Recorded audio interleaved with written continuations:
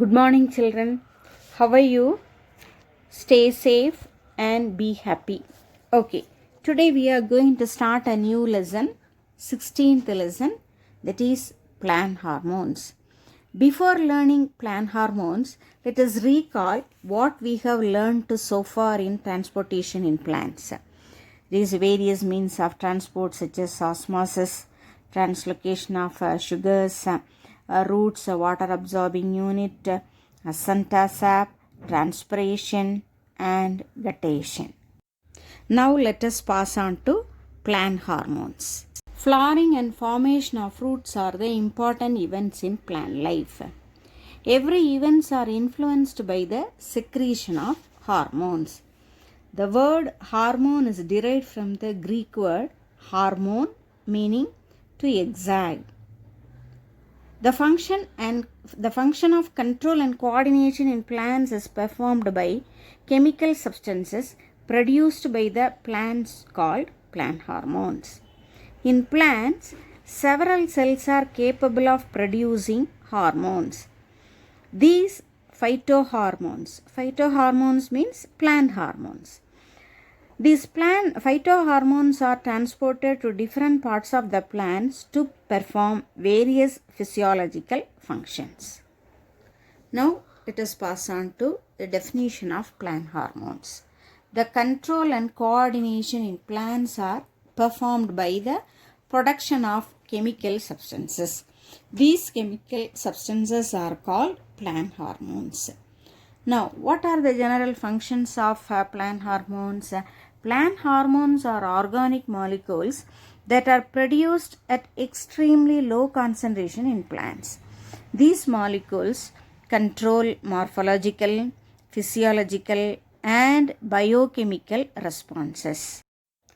Now, let us pass on to different types of plant hormones.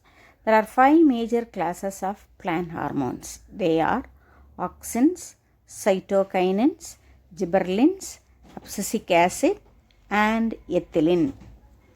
Among all these plant hormones, auxins, cytokinins, and gibberellins promote plant growth, while abscisic acid and ethylene inhibit plant growth. Now, let us discuss about auxin. Auxins meaning to grow, were the first plant hormones discovered. The term auxin was introduced by Hagen and Smith in the year 1931. Auxins are produced at the tip of stems and roots, from where they migrate to the zone of elongation. Charles Darwin in the year 1880 observed unilateral growth and curvature of canary grass. The scientific name of canary grass is Phalaris canariensis. He came to the conclusion that some influence was transmitted from the tip of the coleoptile to the basal region. This influence was later identified as auxin by biologist known as Wendt. And here we come across the term coleoptile. What do you mean by coleoptile? Coleoptile means tip of the shoot. Okay, now we pass on to Wendt's experiment.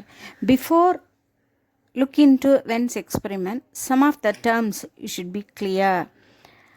Decapitated. What do you mean by decapitated? Removal of shoot tip. Then agar block. Agar block is a natural vegetable gelatin counterpart. It is white and semi-translucent when sold in packages. It can be used to make jellies, puddings and custards. Then Avana sativa. Avana sativa is nothing but the scientific name of common oats. Wendt's experiment. Wendt, a Dutch biologist, demonstrated the existence and effect of auxin in plants. He did a series of experiments in Avana coleoptiles. In his first experiment, he removed the tips of Avana coleoptiles, common oats plant. The cut tips did not grow, indicating that the tips produced something essential for growth. In his second experiment, he placed the agar blocks on the decapitated coleoptile tips. The coleoptile tips did not show any response. In his next experiment, he placed the detached coleoptile tips on agar blocks. After an hour, he discarded the tips and placed this agar block on the decapitated coleoptile. It grew straight up, indicating that some chemical had diffused from the cut coleoptile tips into the agar block, which stimulated the growth. From his experiments, Wendt concluded that a chemical diffusing from the tip of coleoptiles was responsible for growth, and he named it as auxin, meaning to grow. Now let us see types of auxins. Auxins are classified into two types, namely natural auxins and synthetic auxins. Now let us see natural auxins. Natural auxins are auxins produced by the plants are called natural auxins. Example, IAA, indole 3 acetic acid, PAA, phenyl acetic acid, and indole 3 acetonitrile, IAN. Synthetic auxins. Artificially synthesized auxins that have properties like auxins are called synthetic auxins. Example, 2,4-D, that is 2,4-dichlorophenoxyacetic acid, indole 3 butyric acid, indole 3 propionic acid, alpha-naphthalene acetic acid, 2,4,5-T, that is 2,4,5-trichlorophenoxyacetic acid are some of the synthetic auxins. Now let us pass on to physiological effects of auxins. Auxins bring about a variety of physiological effects in different parts of the plant body. Auxins promote the elongation of stems and coleoptiles, which makes them to grow. Auxins induce root formation at low concentration and inhibit it at higher concentration. Auxins produced by the apical buds suppresses growth of lateral buds. This is called apical dominance. Then parthenocarpy. Seedless fruits without fertilization are induced by the external application of auxins. This process is called parthenocarpy.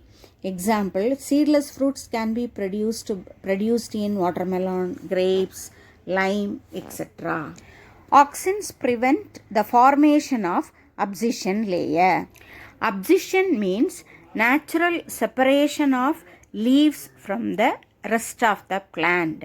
Now we come to the end of the class. I am going to give some questions as homework. This is worksheet number 4. Define plant hormones. Name the types of plant hormones. Explain Wendt's experiment. What are the physiological effects of auxin? Define apical dominance and parthenocarpy. That's all. Thank you, children.